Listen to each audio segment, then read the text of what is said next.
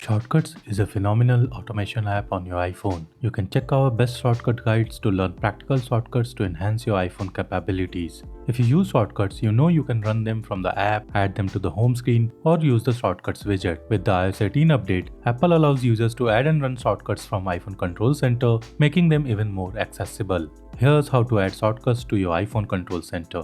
Swipe down from the top right corner of the iPhone screen to bring down the control center. Tap the plus button in the top left corner, then tap Add a control button at the bottom. Scroll down to the shortcut section and tap the shortcut toggle. Tap the choose button and select the shortcut you want to add to the control center.